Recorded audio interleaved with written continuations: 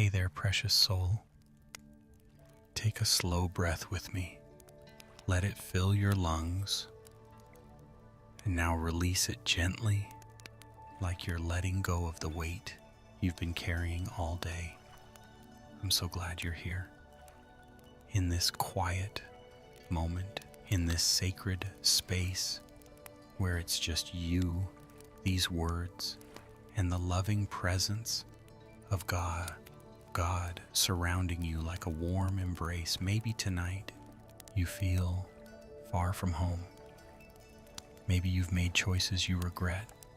Maybe you're wondering if you've gone too far, stayed away too long, messed up too badly to ever come back.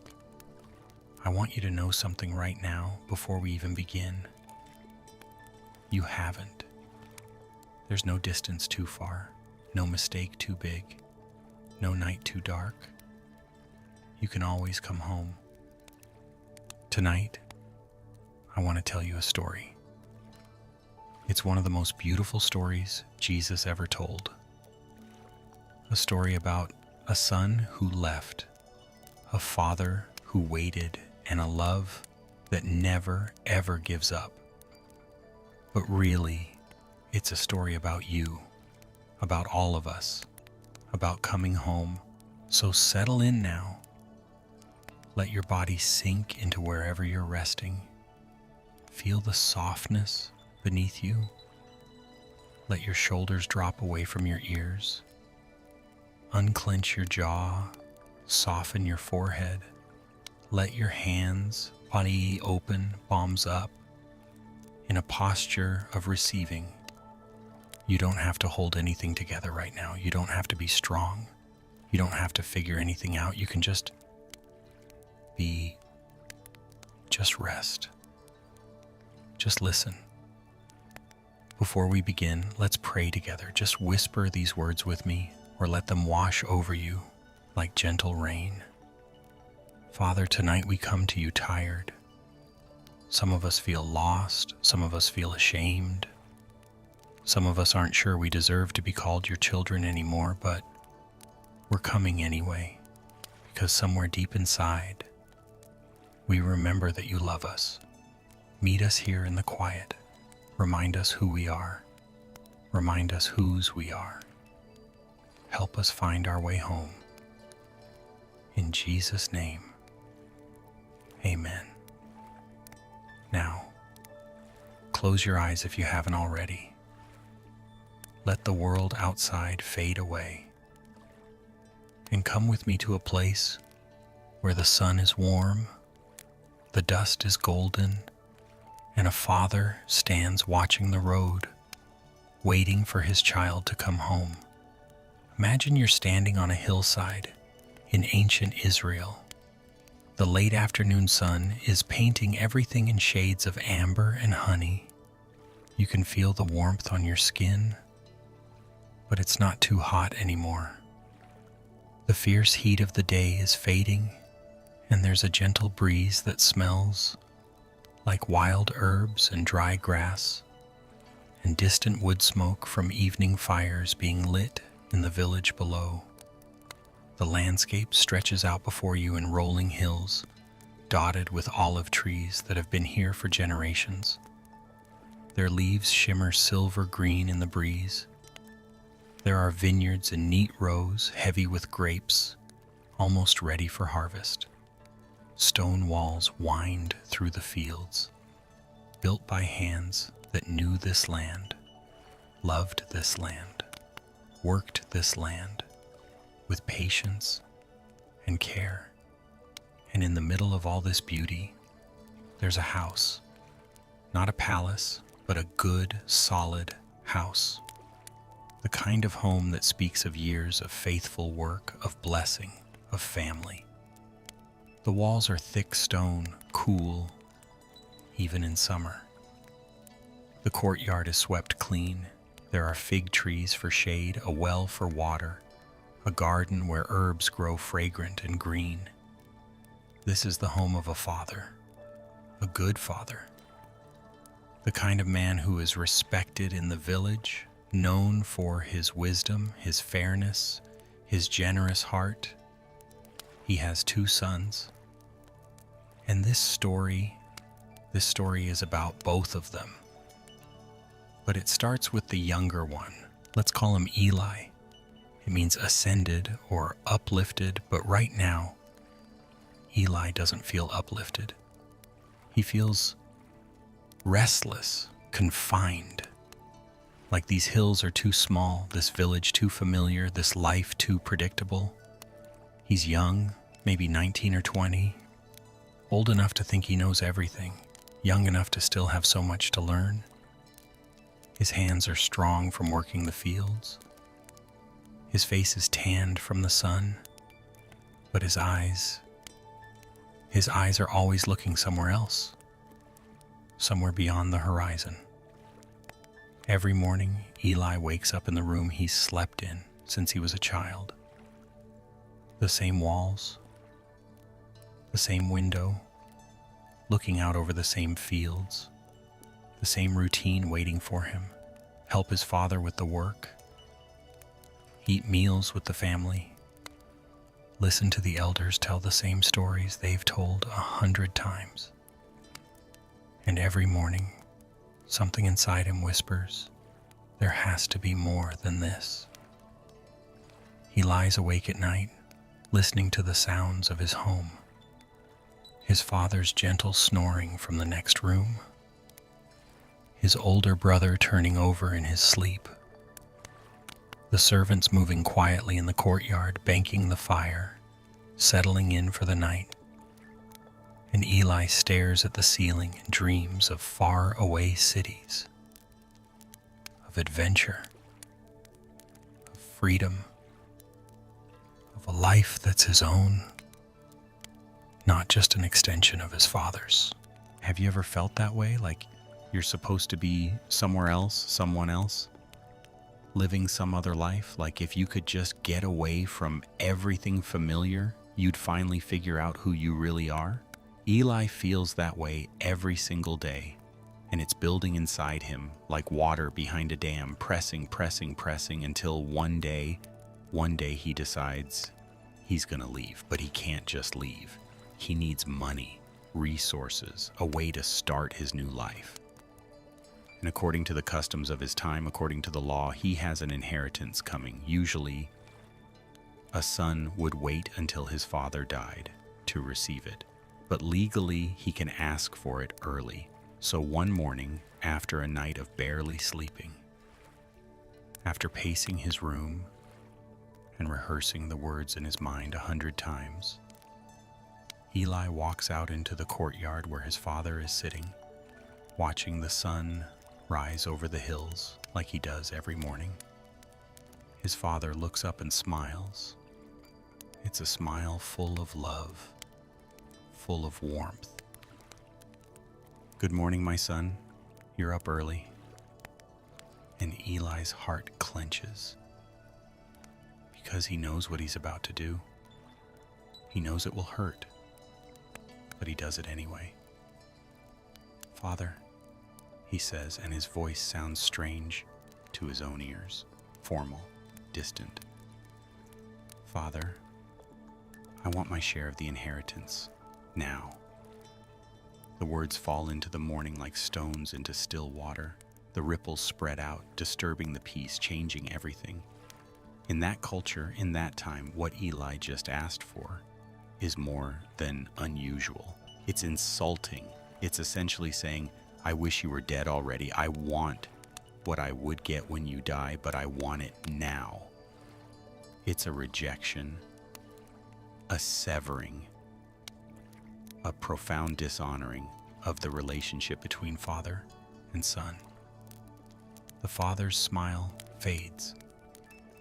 He looks at his son for a long moment, and in that moment Eli sees something flicker across his father's face, hurt, deep hurt, but also understanding, sadness, resignation. "You want to leave," the father says quietly. "It's not a question. I want to live my own life," Eli replies, trying to sound confident, trying to sound like he's thought this through. I want to see what's out there. I'm not a child anymore, Father. I need to be my own man. The father is quiet for what feels like forever. He looks at his son, really looks at him, as if he's trying to memorize his face. Then he looks out at the land he's spent his life cultivating, building, stewarding, the land he hoped his sons would love as he loves it. And then he nods. All right, he says softly. If this is what you truly want, I won't stop you. Over the next few days, the father does something remarkable. He divides his estate. He gives Eli his portion. Not in land, because Eli wants to leave, but in silver. Coins that can be carried, spent, used to build a new life somewhere else. It's a significant amount. Years and years of work distilled into bags of silver. The father's hands shake slightly as he counts it out. His older son watches, jaw tight, saying nothing but radiating disapproval. Eli takes the money, and his heart races with excitement. This is it. This is his chance, his new beginning, his freedom. He packs quickly, a change of clothes, a water skin, the bags of silver carefully secured. He doesn't take much else. He wants to travel light, start fresh, leave the past behind. The morning he leaves, the whole household gathers in the courtyard. Servants who've known him since he was born, his older brother, standing with arms crossed, face hard, and his father who walks with him to the edge of the property, who stands there in the rising sun, looking at his son with eyes full of things unsaid. Be careful, the father says. The world is bigger and harder than you think. I'll be fine, Eli says, and he believes it. He's young and strong and clever. What could possibly go wrong? The father reaches out and puts his hand on Eli's shoulder. His grip is firm, warm. Remember who you are, he says. Remember you are my son. No matter what happens, no matter where you go, no matter how far, you are my son and you can always come home. Eli nods. Uncomfortable with the emotion in his father's voice, he wants to leave before this gets harder, before he starts to second guess. I have to go, he says, stepping back so his father's hand falls away. And then he turns and he walks down the road, away from the house, away from the fields, away from his father, who stands watching until Eli is just a small figure in the distance, and then nothing at all. The father stands there for a long time after his son disappears, and then slowly he walks back to the house, but something has changed. Every day after that, at some point, the father will walk to the edge of his property and look down the road, watching, waiting, hoping. But we'll come back to the father later. Right now, let's follow Eli, because Eli is free. Finally, gloriously free. The open road stretches before him. The bags of silver are heavy at his side. The sun is shining. Birds are singing. And Eli feels more alive than he's ever felt in his life. He walks for days, joining caravans of merchants heading to distant cities. He listens to their stories of far-off lands, of cities with markets full of exotic goods, of temples and theaters and pleasures he's only imagined. And finally, he arrives. A great city, bigger than anything he's ever seen. The walls rise up massive and imposing. The gates are crowded with people from everywhere. Different languages, different clothes, different gods. Eli walks through those gates, and it's like walking into a dream. The streets are alive with noise and color and movement. Vendors calling out their wares, musicians playing on street corners. The smell of unfamiliar spices and cooking meat and perfumes. Buildings rising up on either side, so tall they block out the sun. This is it. This is what he left for. This is the life he was meant to live. He finds lodging, a room in a good part of the city. He buys new clothes, fine clothes, the kind that make people look at him with respect. He goes to the markets and buys whatever catches his eye. He eats at the best establishments. He makes friends easily because he has money, and money opens doors. For the first time in his life, Eli feels important, sophisticated, free from the constraints of his father's house, his father's rules, his father's watchful eye. The days blur together in a haze of pleasure and excitement. There are parties, so many parties. People who call him friend, who laugh at his jokes, who drink his wine and eat his food and tell him how wonderful he is. Eli discovers wine. Not the simple wine from his father's vineyard, but expensive wine from distant regions. Wine that makes the world soft around the edges. Wine that makes him forget the look on his father's face when he asked for his inheritance. He discovers gambling, the thrill of the dice, the rush of risking everything on a single throw. Sometimes he wins, more often he loses, but there's always more money. So what does it matter? He discovers women. Beautiful women who smile at him, who make him feel desired, who cost more than a month's wages back home, but who make him feel like a king for a night. Weeks pass, then months. And Eli never thinks about going home. Why would he? He has everything he wants here. Freedom, pleasure, friends, adventure. The money flows out like water, but there's so much of it.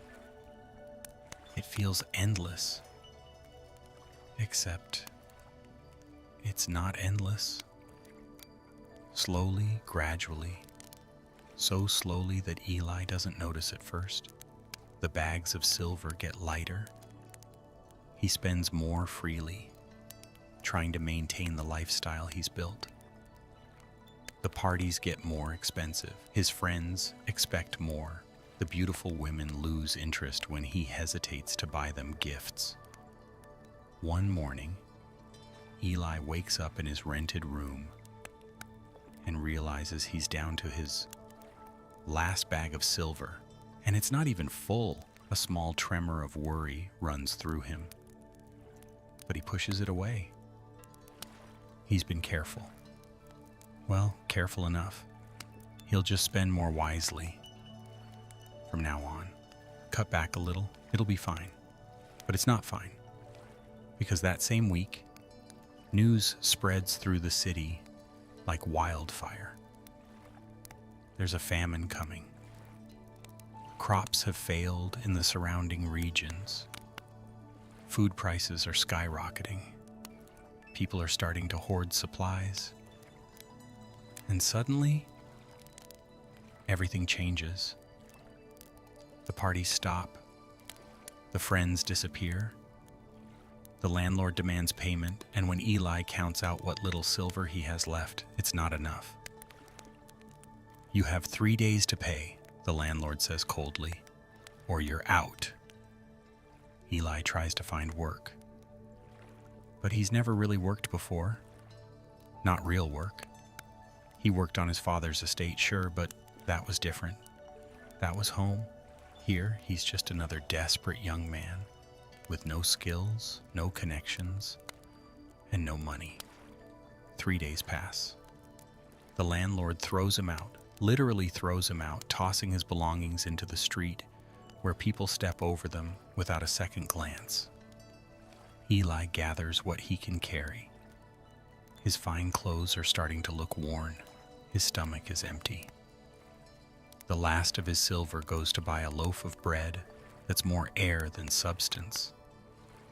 He sleeps in doorways, in alleys, anywhere he can find shelter. The city that seems so magical, so full of possibility, now feels like a prison. The streets he walked so proudly just months ago are now gauntlets of indifference and occasional cruelty. People look through him, past him, like he's not even there. He's hungry, truly hungry. The kind of hunger that gnaws at your insides, that makes it hard to think about anything else, that turns you into someone you don't recognize. He begs, actually stands on street corners with his hand out, asking for money, for food, for anything. Most people ignore him. Some curse at him, a few, very few, drop a coin or a crust of bread into his palm. This is not what he imagined. This is not the life he left home to find. One day, hungry and desperate and willing to do literally anything, Eli hears about a man who needs workers, a pig farmer on the outskirts of the city.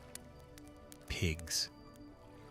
In Eli's culture, pigs are unclean, untouchable.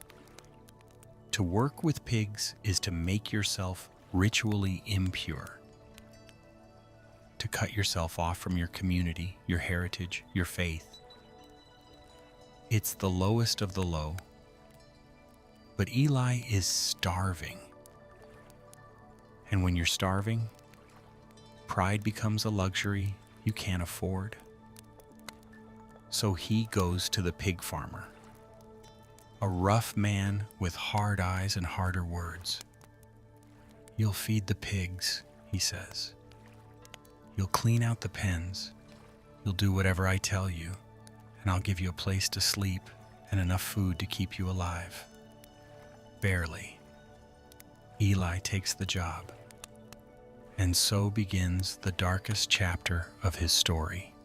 Every morning, Eli wakes up in a shed that smells like manure and rot. His body aches. His stomach cramps with hunger. He drags himself to the pig pens, where dozens of pigs grunt and shove and fight over the slop he pours out for them. The smell is overwhelming.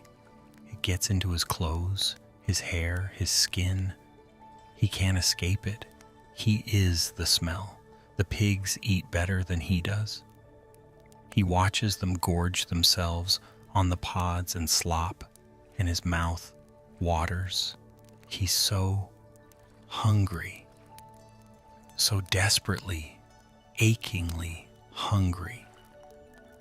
One day, he actually considers it, taking some of the pig food, eating it himself. That's how low he's fallen.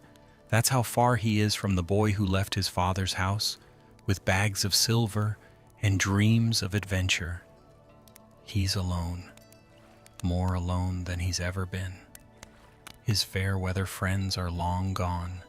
No one from the city would lower themselves to visit a pig farmer's hired hand.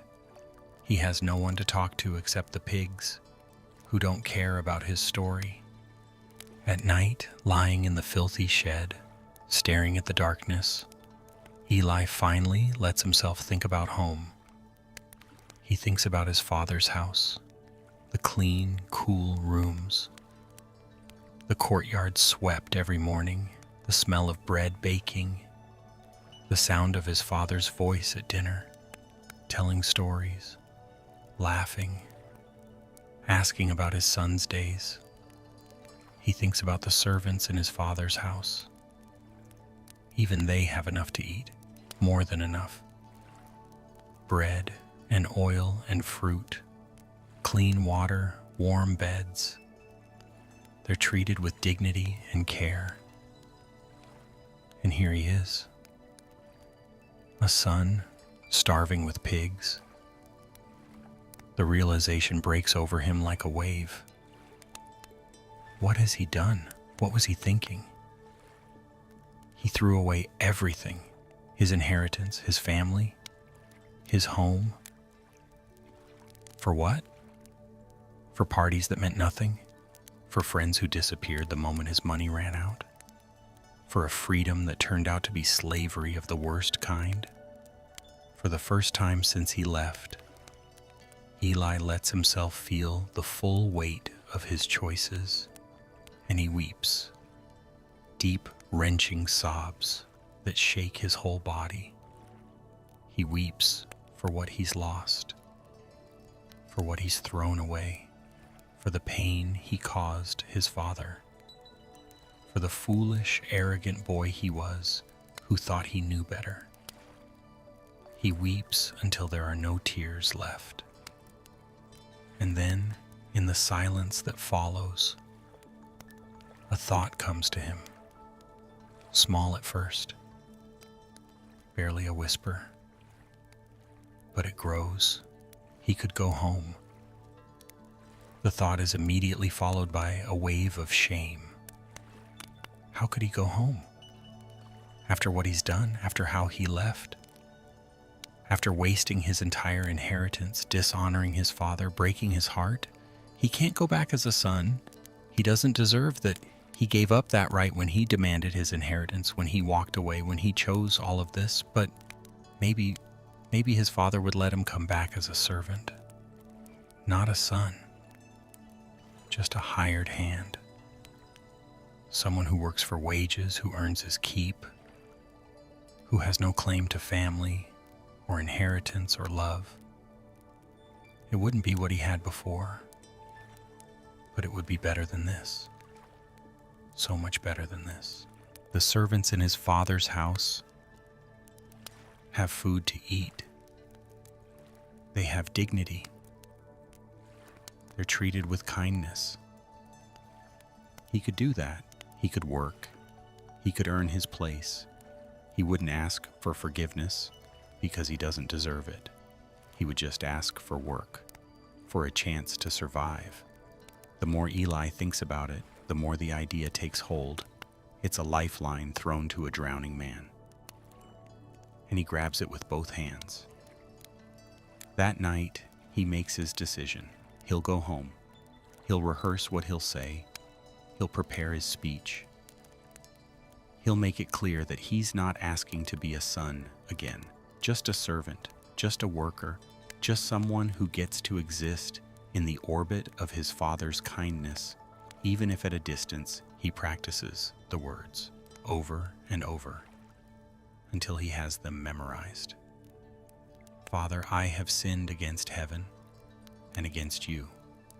I am no longer worthy to be called your son. Make me like one of your hired servants. That's what he'll say. Nothing more, nothing less. He won't ask for forgiveness. He won't ask to be taken back. He'll just state the facts and ask for work. The next morning before the sun rises, Eli leaves the pig farm. He doesn't tell anyone. He just walks away. He has nothing to take with him, no bags, no silver, just the filthy clothes on his back and the memorized speech in his heart. He starts the long walk home, days of walking. His feet blister and bleed. His stomach cramps with hunger.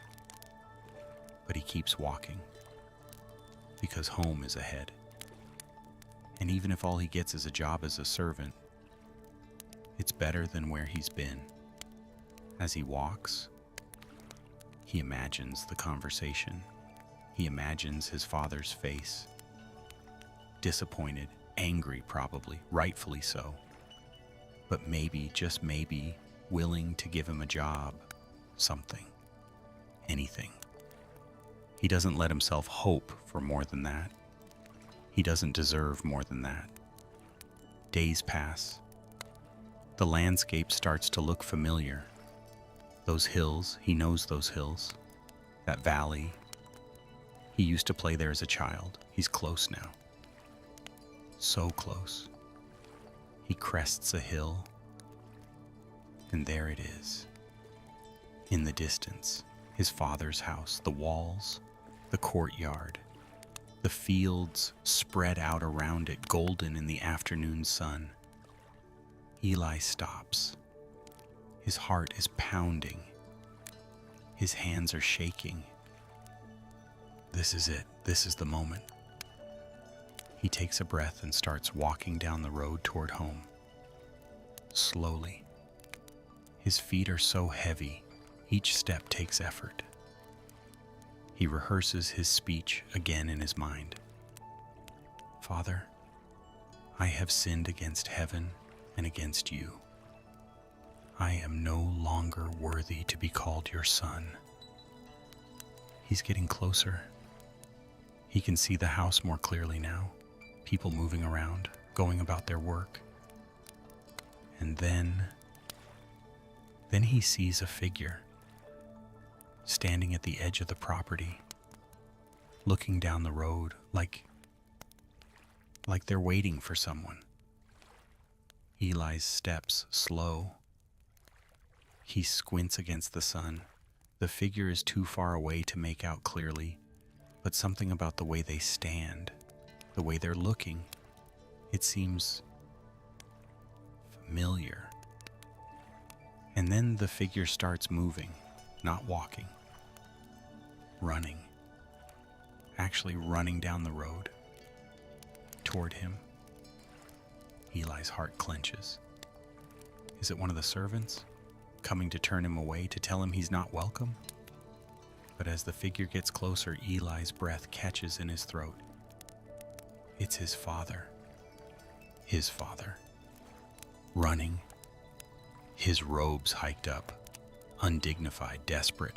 Running like a young man, though he's not young anymore, running toward Eli with his arms outstretched. Eli freezes. This isn't what he expected. This isn't what he prepared for. He opens his mouth to start his speech.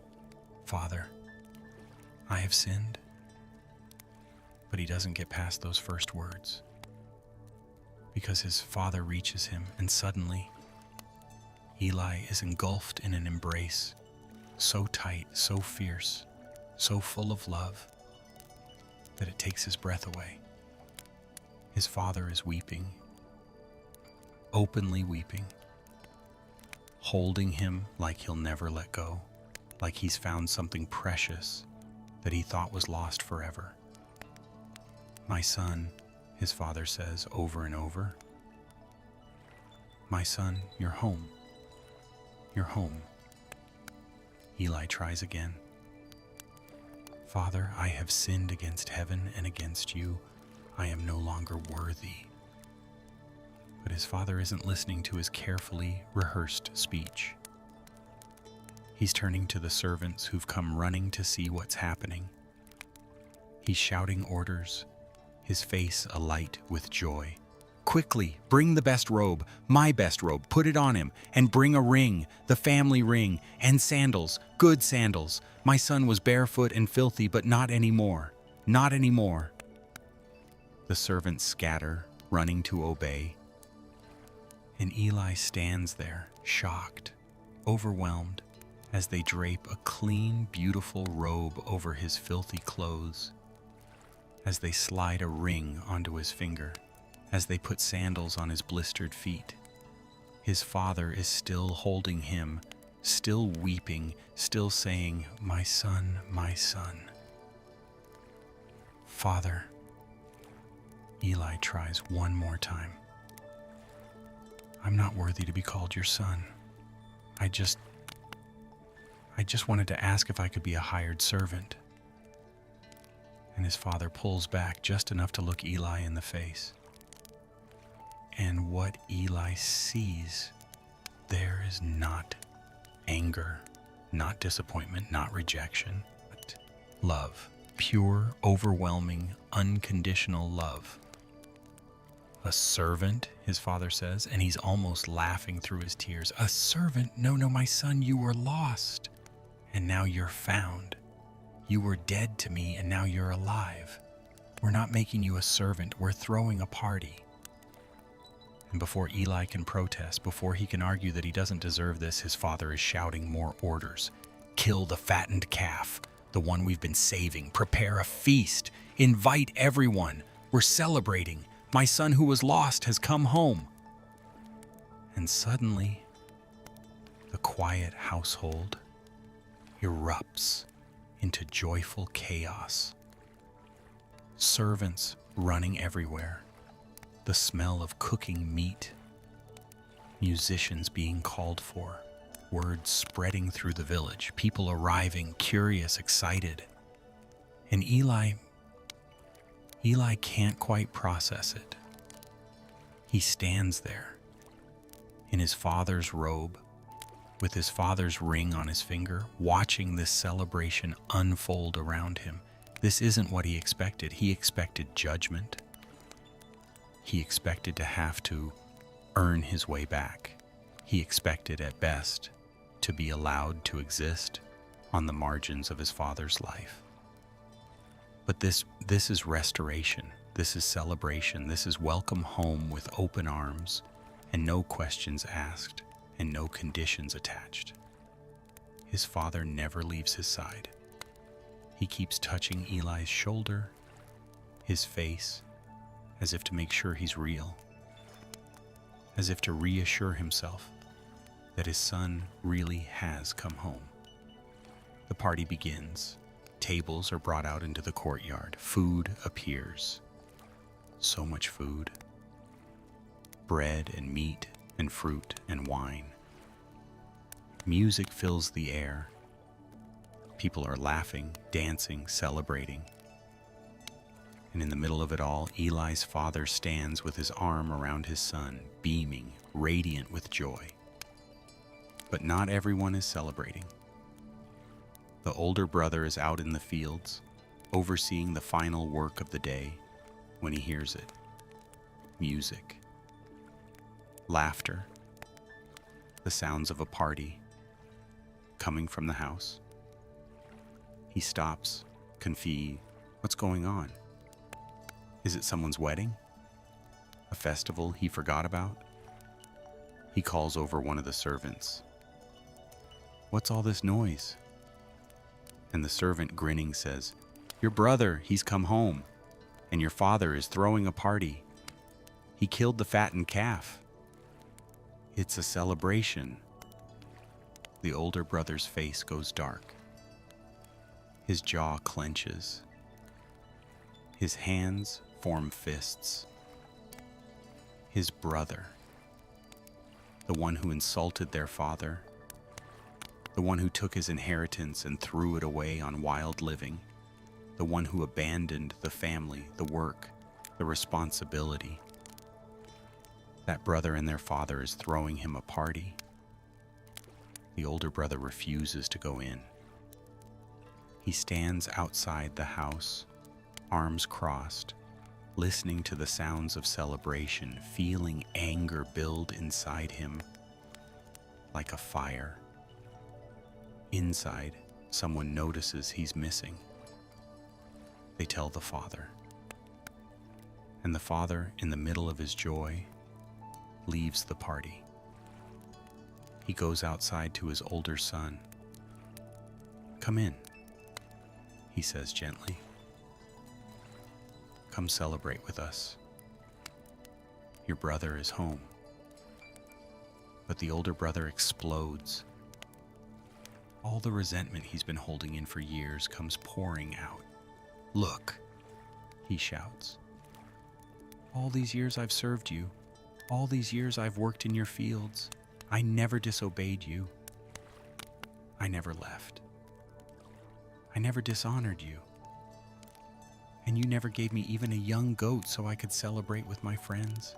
But this son of yours, this son who squandered your property on prostitutes and wild living, he comes back and you kill the fattened calf for him? The older brother is shaking with rage and hurt.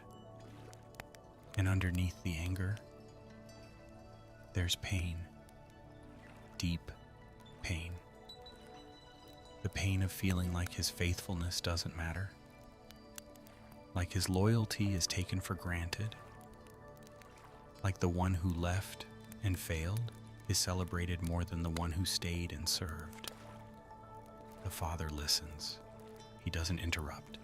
He lets his older son say everything he needs to say. And then, when the anger has spent itself, when the older son is standing there breathing hard, the father speaks. His voice is gentle, full of love. Love for this son, too. My son, he says. My dear, faithful son, you are always with me. Everything I have is yours, always has been, always will be. You didn't need to ask for a party. You could have had one any time. All of this, it's all yours. He pauses, lets that sink in. And then he continues, and his voice breaks slightly with emotion. But your brother was dead, and now he's alive. He was lost, and now he's found. How could we not celebrate? How could we not rejoice? This is a day for joy. This is a day for coming together. This is a day to remember what really matters. The older brother is quiet. The anger is draining away, leaving behind confusion, hurt, a jumble of feelings he doesn't know how to process. And the father, this good father who loves both his sons, puts his hand on his older son's shoulder. Come inside, he says softly. Please come celebrate with us. Come be part of this joy. And here is where the story Jesus told ends.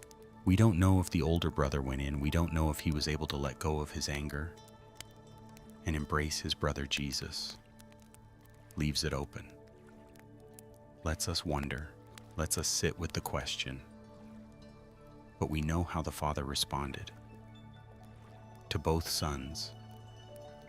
With love. With invitation. With open arms. Now, let's pause here. Let's sit with this story for a moment. Let's let it sink in. Because this story, it's not just about two brothers and their father in ancient Israel. This story is about God and us. Do you see yourself in this story? Maybe you're the younger son. Maybe you've made mistakes. Maybe you've run from God, run from home, run from who you were meant to be. Maybe you've wasted your gifts, your time, your life on things that didn't matter.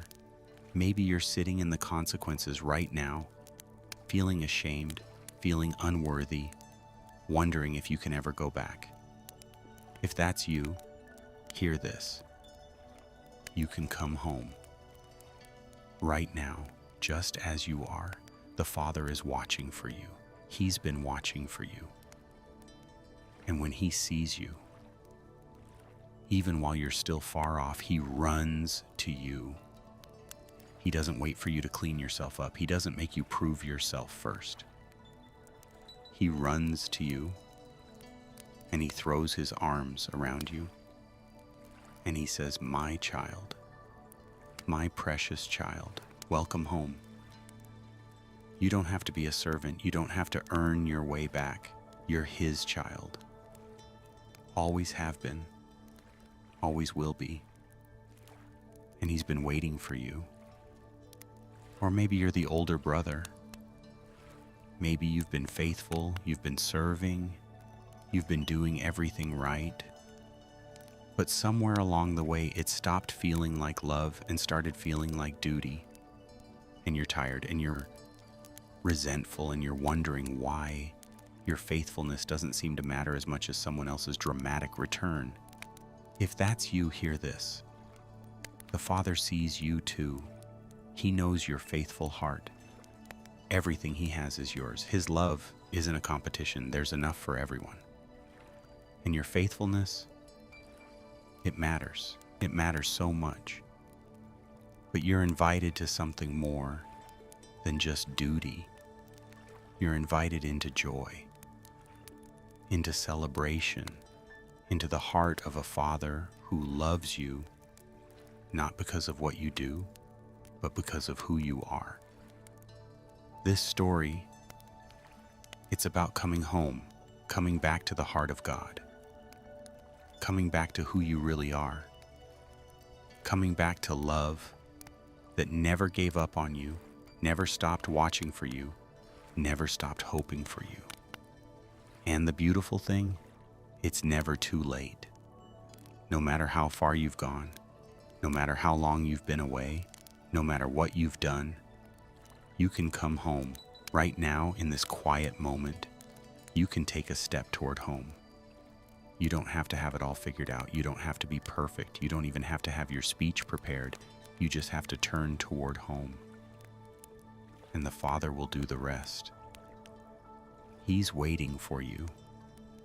Even now. Even right now. His arms are open. His love is ready. His celebration is prepared. He's been watching the road, hoping for this moment when you decide to come home. So come home, dear one. Come home. Let's sit in silence for a moment. Let the story settle into your heart.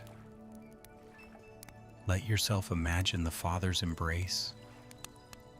Let yourself feel the ring on your finger, the robe on your shoulders, the welcome in His eyes.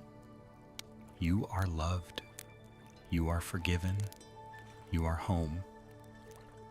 Breathe that in. Let it fill you. Let it heal the broken places. Let it restore what was lost. The Father is singing over you right now. Songs of joy, songs of celebration, because you, His child, have come home. And as you drift towards sleep, imagine yourself at the party. Imagine the music, the laughter, the abundance of the feast. Imagine the Father's hand on your shoulder, His smile on His face. Imagine being exactly where you belong. You're home now. You're safe. You're loved. And nothing can ever take that away. Rest now, precious child. Rest in the Father's house. Rest in His love. Rest in the knowledge that you are His and He is yours, and this is where you belong. Tomorrow, when you wake, you'll still be home, still beloved, still His child. The journey back is over. The celebration continues. The love never ends. Sleep now. Let the Father watch over you. Let His peace surround you. Let His joy be the song that carries you through the night. You're home. You're home. You're home. And that changes everything. Good night, beloved child of God. The Father is smiling over you tonight. Now let's continue to rest in this story. Let's dive deeper into what it means. Let's let it wash over us like gentle waves, soothing, healing, restoring, because there are layers to this story. Depths we haven't explored yet. Truths that need time to unfold. And we have time. all the time in the world. No rushing, no hurrying, just gentle discovery as we drift toward sleep. Think about the father in this story. Really think about him. From the very beginning, before the younger son even left, the father knew. He knew what was coming. He could see the restlessness in his son's eyes. He could sense the pulling away, and it must have hurt. Oh, how it must have hurt. But when his son came to him with that devastating request, the father didn't rage. He didn't refuse. He didn't try to force his son to stay. He let him go. Because love, real love, doesn't chain people. It releases them. Even when release means watching them walk into pain. Can you imagine what that took? The strength required to let go? To count out the silver, knowing it would be wasted? To watch his child walk away, knowing the suffering that awaited him? But the father did it because he understood something profound, something we all need to understand. You can't force someone to love you. You can't force someone to stay. You can't force someone to see the value of home until they've experienced the emptiness of everywhere else. So the father let his son go, and then he waited. Every single day, the father got up. He went about his work. He oversaw the estate. He cared for his other son. He managed the household. Life continued. But something had changed. There was an emptiness now. A missing piece. A chair at the table that sat empty. A voice that wasn't there to join in the evening prayers. And every single day at some point the father would walk to the edge of his property. He would look down that road. The road his son had walked away on. And he would watch. Hoping, praying, waiting. The servants noticed. They whispered among themselves. He's still watching for him after all this time, after what the boy did. But the father didn't care what they whispered. He kept watching, because that's what love does. It watches, it waits, it hopes, it never gives up. Days turned into weeks, weeks turned into months. Still the father watched. Can you imagine his thoughts during those long watches? The worry that must have gnawed at him, wondering where his son was, if he was safe, if he was hungry, if he was hurting, if he was even alive. Can you imagine the prayers he must have whispered? Keep him safe, Lord, wherever he is, whatever he's doing, keep him safe. And if there's any way at all, bring him home. Bring my boy home. The father didn't know the details of his son's journey. He didn't know about the parties or the gambling or the women. He didn't know about the famine or the pig farm or the hunger. But he knew his son was suffering. A father knows. A father feels it in his bones. And still, he watched. Still he waited. Still he hoped. This is the heart of God for you. Did you know that? Right now, as you listen to these words, God is watching for you, waiting for you, hoping for you, no matter where you've been, no matter what you've done, no matter how long you've been away. He's not angry. He's not keeping score. He's not waiting to lecture you or punish you or make you grovel. He's watching the road with love in his eyes and longing in his heart, hoping this will be the day you decide to come home. And when that day comes, remember how the story goes? The father sees his son while he's still far off, still far away, not cleaned up, not prepared, not worthy, just coming, just taking steps toward home. And the father doesn't wait. He doesn't stand there with arms crossed, making his son come all the way to him. He runs. This dignified, respectable man hikes up his robes and runs down that dusty road like his life depends on it. In that culture, men of his age and status didn't run. It was undignified. It was beneath them. People would talk. But the father didn't care because his son was coming home and nothing else mattered. This is how God comes to you. Not with slow, measured steps, not with hesitation or reluctance, but with a run, with urgency, with desperate, overwhelming love. You don't have to make it all the way on your own. You just have to start coming. And God runs to meet you. He closes the distance. He covers the gap. He makes up for what you lack. And when he reaches you, he doesn't demand explanations. He doesn't ask for your carefully prepared speech about how you'll be a servant now. He throws his arms around you. He holds you tight. He weeps with joy because you're home. You're finally home. The son tried to give his speech. Remember, he started it. Father, I have sinned against heaven and against you. I am no longer worthy.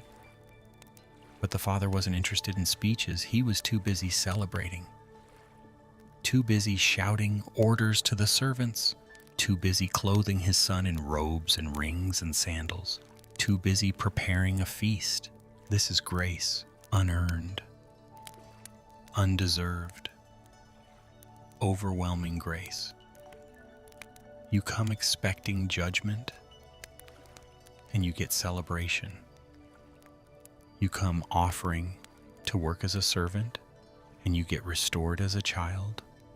You come in rags, and you get dressed in the finest robe. This is what God does. This is who God is. Not a stern judge waiting to point out your failures, but a loving Father who's been waiting for this moment, who's prepared for this moment, who's longed for this moment. And the ring. Don't miss the ring. The father puts his ring on his son's finger. Not just any ring, the family ring, the signet ring. The ring that carries authority, that marks identity, that says you belong here, you are mine, you have a place in this family. It's not a servant's ring, it's a son's ring. It's restoration, it's identity, it's belonging. God does this too. He doesn't just forgive you. He restores you. He doesn't just allow you back. He celebrates you. He doesn't just tolerate your presence. He claims you. This is my child. This is my beloved. This one belongs to me. And the robe, the best robe, not a spare, not something old or worn, the best one, the Father's own robe, perhaps, the one reserved for special occasions. That's what he puts on his son, covering the filth, covering the shame, covering the evidence of everything that went wrong. This is what God's love does. It covers. It hides your shame. It clothes you in righteousness that isn't your own. It makes you presentable. Not because you cleaned yourself up, but because God himself has dressed you and the sandals the son came home barefoot, feet bleeding, feet that had walked so far in the wrong direction. And the father put sandals on them, good sandals. Sandals that say, you're not a servant walking barefoot, you're a son who wears shoes. It's about dignity. It's about worth. It's about being treated, not according to what you deserve, but according to who you are in the Father's eyes. Every detail matters. Every part of the restoration is intentional. The Father isn't just doing the minimum. He's doing the maximum. He's going all out. Because that's what love does when it gets a chance to restore what was broken. And then the party. Oh, the party. The fattened calf, the one they'd been saving, the one reserved for the most special occasions. Killed, prepared, served. Music, dancing, joy. Open invitation to the whole community. Come celebrate with us. Our son is home. This is what heaven does. When you come home, Jesus said, so himself. There's more joy in heaven over one sinner who repents than over 99 righteous people who don't need to repent. The angels throw a party. Heaven celebrates. God himself rejoices over you, over your return, over your decision to come home. You're not an inconvenience. You're not a disappointment. You're not a burden. You're the reason for celebration. You're the guest of honor. You're the one everyone's been waiting for. Now let's talk about the older brother for a moment, because his part of the story matters too. And maybe some of us relate to him more than we'd like to admit. The older brother did everything right. He stayed, he worked, he obeyed. Day after day, year after year, faithfully doing what was expected of him, never complaining, never leaving, never asking for anything. And then his younger brother, who did everything wrong, comes back and gets a party, gets celebrated, gets restored. And the older brother is angry. It's understandable, isn't it? If we're honest, most of us would feel the same way. It doesn't seem fair. It doesn't seem right. The one who messed up gets the celebration, and the one who stayed faithful gets what? Taken for granted?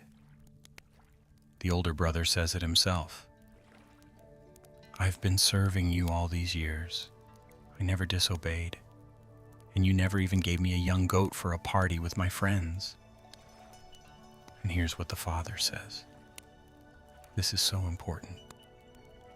My son, you are always with me. Everything I have is yours. Always with me. Everything is yours. The older brother thought he was serving, but the father saw him as being with him. The older brother thought he had to earn things, but the father says everything was already his. The tragedy of the older brother isn't that the father loved him less. It's that he never understood how much the father loved him. He was living like a servant in his father's house when he could have been living like a son. He could have had a party anytime. He could have taken a goat. He could have celebrated with his friends. All of it was his. But he never asked. He never received. He never entered into the joy that was available to him. He was living right next to abundance but experiencing poverty. Living right next to joy but experiencing bitterness. Living right next to love but experiencing obligation. And this is a warning for us, especially those of us who've been faithful, who've served, who've stayed. It's possible to be in the Father's house and still not be at home. It's possible to be technically right but experientially empty. If you're feeling like the older brother tonight, if there's resentment in your heart toward those who wandered and came back, toward those who get grace when you've been working for approval, hear what the Father says to you too. You are always with me. Everything I have is yours. You don't have to earn love. You already have it. You don't have to prove yourself. You're already accepted. You don't have to keep working for what's already been given to you. The Father invites the older brother to come into the party, to stop standing outside in anger, to come in and celebrate, to rejoice in the return of his brother, to be part of the family again, not just a worker on the estate. And this invitation is for you too. Come into the joy. Stop striving. Stop comparing. Stop keeping score. Come in and celebrate. Come in and receive. Come in and remember that you're loved, not for what you do, but for who you are. Both brothers needed to come home in different ways. The younger needed to return to the Father's house. The older needed to return to the Father's heart. And maybe you need both. Maybe you need to return from far away. Maybe you need to return from right where you've been standing. Either way, the invitation is the same. Come home. Come all the way home. Not just to the place, but to the heart of the Father. Let's sit with that for a moment. Let's breathe it in. This truth that the Father's love is big enough for both the wanderer and the worker, big enough for the mess up and the faithful, big enough for all of us in all our different journeys. Now imagine yourself in that courtyard. The party is in full swing. The sun has set and torches are lit all around, casting warm, flickering light. The smell of roasted meat fills the air. Musicians are playing. The sound of laughter and conversation rises and falls like waves. You're standing there, and the Father has his arm around your shoulders, not letting go, just holding you, anchoring you, reminding you that you belong here. Someone passes by with wine, and the Father takes a cup and hands it to you. Drink, he says. Celebrate. You're home. Someone else offers you bread, warm and fresh. You take it, and it tastes like everything good you've ever known. Like safety. Like comfort. Like home. The Father is introducing you to people. This is my child, he says, over and over, with such pride in his voice. My child who was lost. My child who's come home. And people smile at you. Genuine smiles, no judgment, no condemnation, just joy. Joy that you're here, joy that you're part of this family, joy that you've come home. You look around at all these faces, some are familiar, some are new, but all of them are welcoming. All of them are celebrating. All of them are glad you're here. And gradually, as you stand there, in the warmth of the torchlight, in the circle of the Father's arm, surrounded by celebration, something shifts inside you. The shame starts to lift. The guilt starts to ease. The sense of being unworthy, being too broken, of having gone too far, it begins to dissolve like morning mist in sunlight. Because this is the power of the Father's love. It doesn't just forgive, it transforms. It doesn't just pardon, it restores. It doesn't just accept, It celebrates. You are not your mistakes. You are not your past. You are not the sum of your bad decisions, or your wrong turns, or your wasted years. You are the Father's child. You are beloved. You are celebrated. You are home. And as this truth sinks deeper and deeper into your heart, you feel something you haven't felt in so long. Peace. Deep, abiding, bone-level peace. You're where you belong. You're who you were meant to be. You're held in love that will never let you go. The party continues around you. But in this moment, it's just you and the Father. And he leans close and whispers, "I'm so glad you came home. I've been waiting for you. I never stopped believing this day would come." And your eyes fill with tears. Good tears. Healing tears. Tears that wash away the last remnants of shame and fear and doubt. "I'm sorry," you whisper. "I'm so sorry for everything." And the Father shakes his head, smiling through his own tears. "You're home," he says. "That's all that matters. You're home. Let that be enough. Let that be everything. You're home." As the night deepens, as the party continues, you find yourself getting tired. It's been such a long journey, such a long road back. And now that you're here, now that you're safe, now that you're home, the exhaustion catches up with you. The Father notices. Of course he notices. He always notices. "Come," he says gently. "Let me show you to your room." Your room. Not a servant's quarters, not a corner somewhere. Your room. The one you left. The one that's been waiting for you. He leads you through the courtyard, past the celebration that shows no signs of stopping, into the quiet coolness of the house, down a familiar hallway to a familiar door. He opens it and you step inside. And it's just as you remember. Clean. Comfortable. Yours. There's a bed with soft blankets. A window looking out over the fields. A lamp burning low, casting gentle light. "Everything you need is here," the Father says. "Clean clothes, water to wash, food if you're hungry, but mostly rest. You need rest." He helps you sit on the edge of the bed. And then he does something that takes your breath away. He kneels down and begins to wash your feet.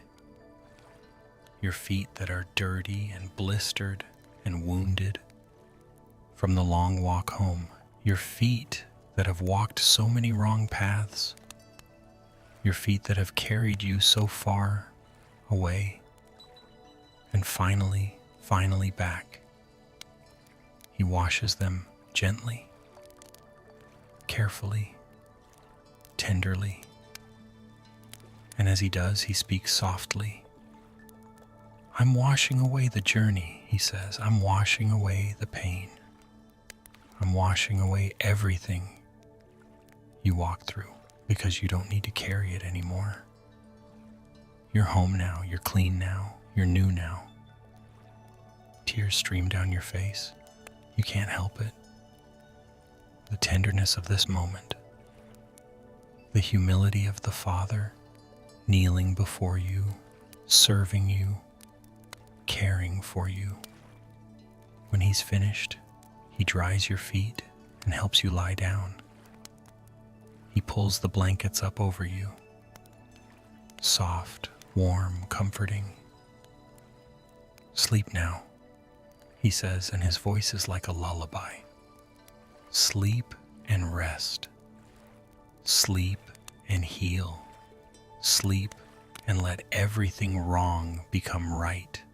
Let everything broken become whole. Let everything lost become found.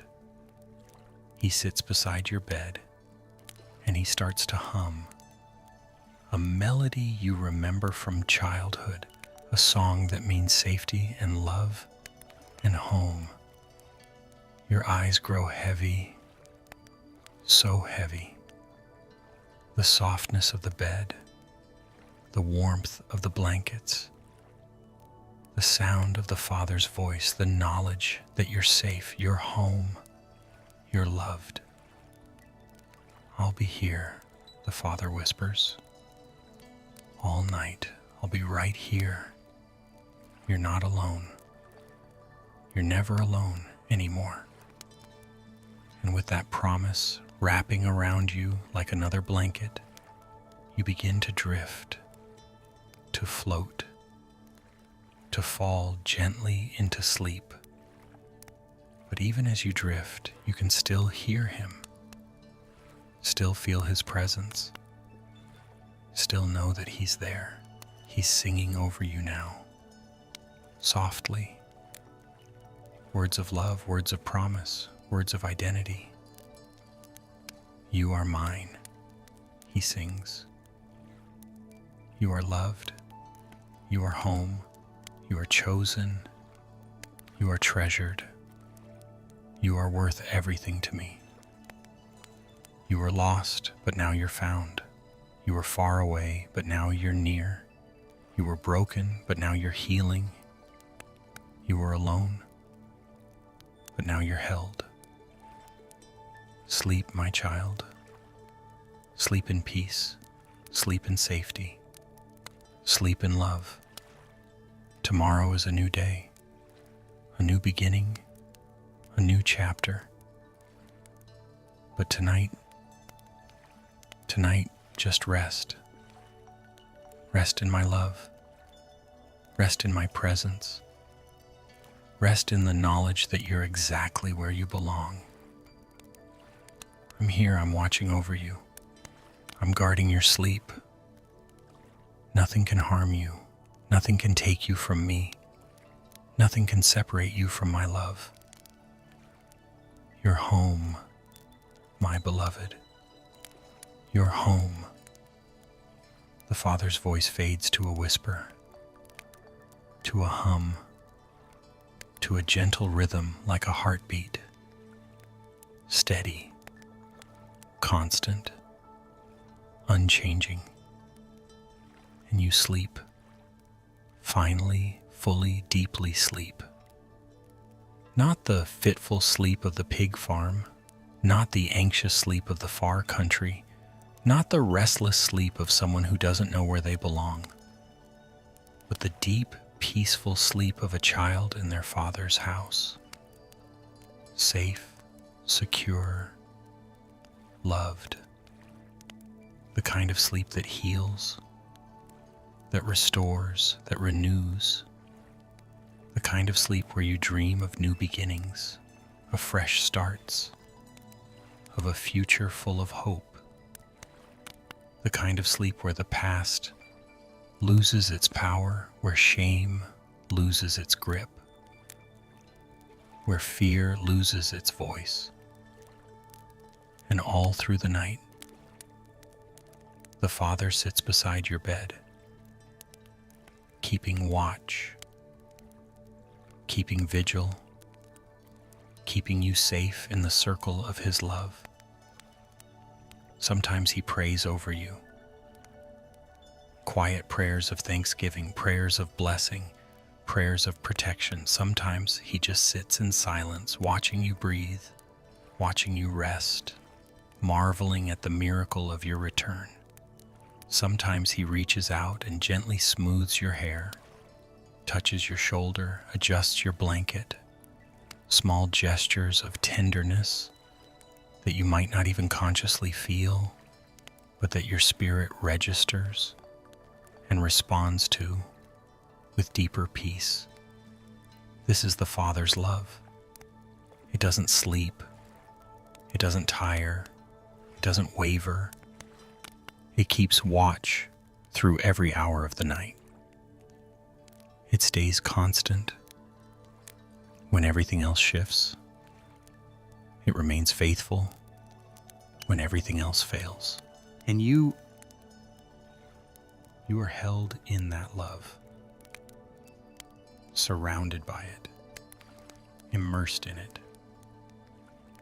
transformed by it. As the hours pass, as the night deepens, as the celebration outside finally winds down and the household settles into sleep, the father continues his vigil. He thinks about the journey his child has been on, the pain, the struggle, the lessons learned the hard way, and he doesn't regret letting his child go.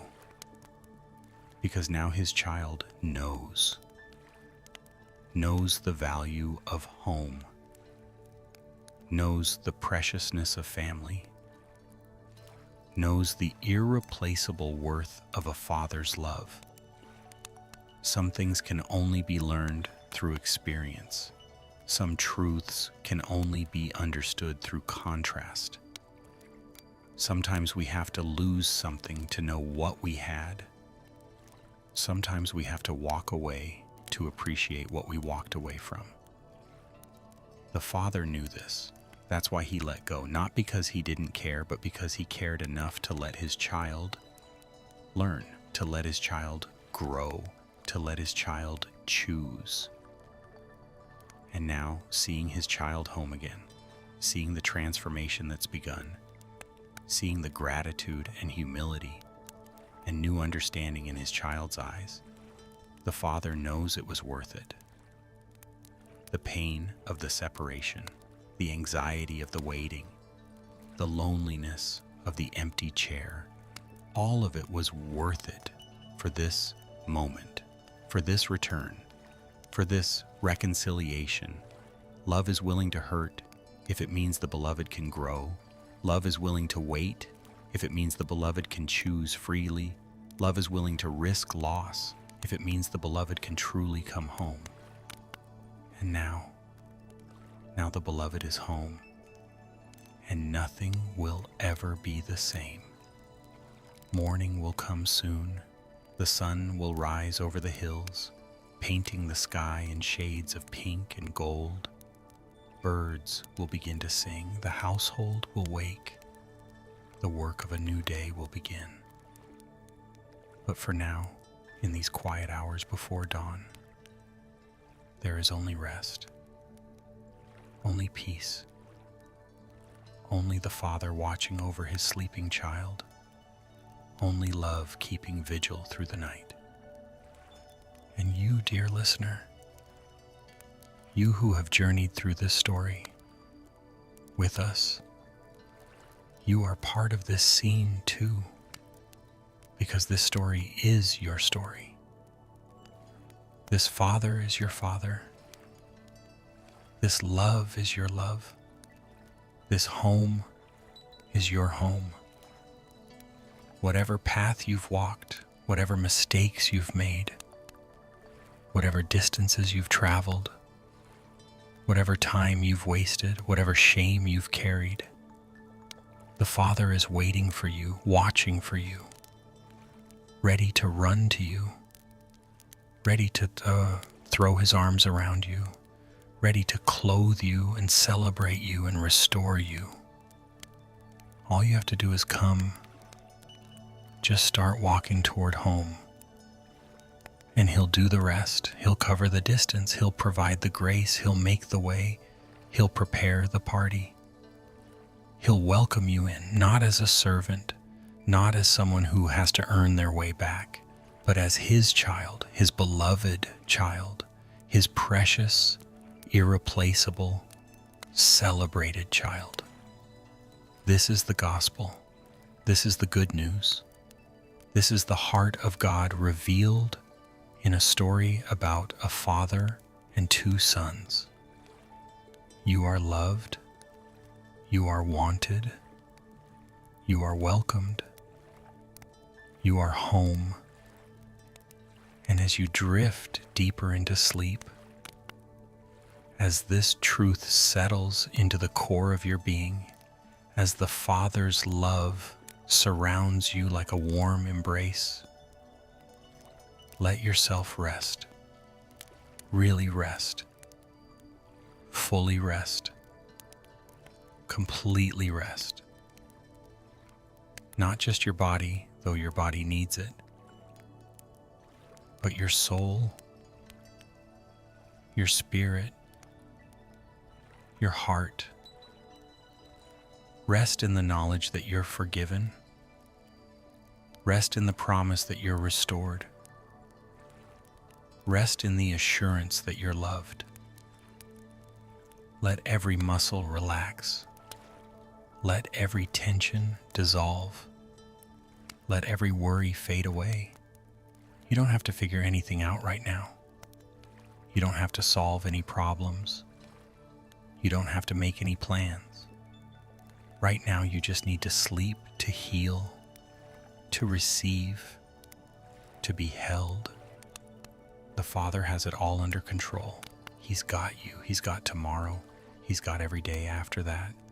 Your job is simply to rest in His love, to abide in His presence, to let Him be Father while you be child. And oh, what a relief that is.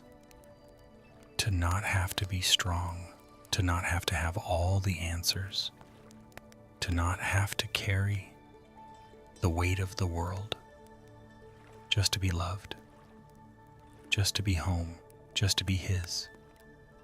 Sleep now, beloved. Sleep deeply, sleep peacefully. Sleep in the Father's house where you belong. Let His love be your lullaby. Let His presence be your comfort. Let His promises be your security. You are safe. You are cherished. You are His. And nothing, nothing, nothing can ever change that. The journey home is over.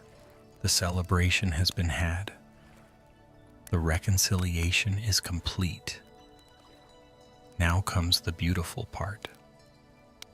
The part where you simply live as the Father's child, where you wake up each day in His house, where you eat at His table, where you work in His fields, not as a servant, but as a son or daughter, where you receive His love, not as something you have to earn, but as something that's freely, lavishly, endlessly given.